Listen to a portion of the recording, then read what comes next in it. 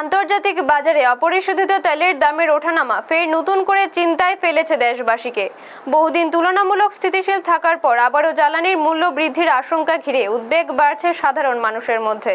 বিশেষজ্ঞদের মতে বিশ্ব রাজনীতির টানাপোড়েন, তেল উৎপাদন কমে যাওয়া এবং আমদানির উপর অতিরিক্ত নির্ভরতার কারণেই ভবিষ্যতে ভারতে পেট্রোল ডিজেলের দাম আরও বাড়তে পারে।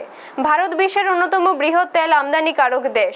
দেশের মোট চাহিদার প্রায় 85% অপরিশোধিত তেল বিদেশ থেকে আমদানি করা হয়।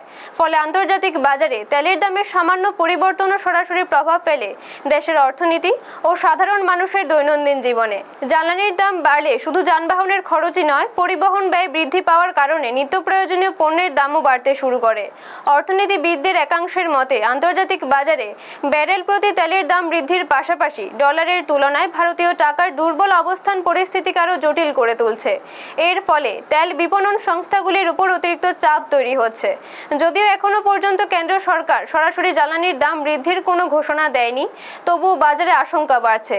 এদিকে বিভিন্ন রাজ্যে পেট্রোল ও ডিজেলের উপর ভ্যাটের হার আলাদা হওয়ায় জ্বালানির দামেও দেখা যাচ্ছে বড় পার্থক্য। কোথাও দাম কিছুটা কম থাকলেও বহু রাজ্যে সাধারণ মানুষের পকেটে বাড়তি চাপ পড়ছে। এই ইস্যুতে ইতিমধ্যেই কেন্দ্র সরকারের বিরুদ্ধে সরব হয়েছে বিরোধী দলগুলি।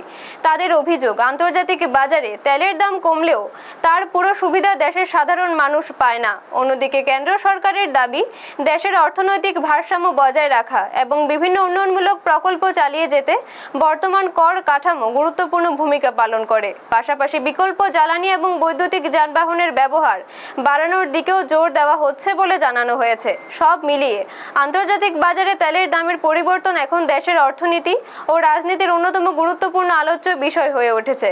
আগামী দিনে বিশ্ব পরিস্থিতি কোন দিকে মোড় নেয় তার উপরে অনেকটা নির্ভর করবে ভারতের জ্বালানির বাজার এবং সাধারণ মানুষের দৈনন্দিন ব্যয়ের ভবিষ্যৎ। ব্যুরো রিপোর্ট, নিউজ তৎকাল 24।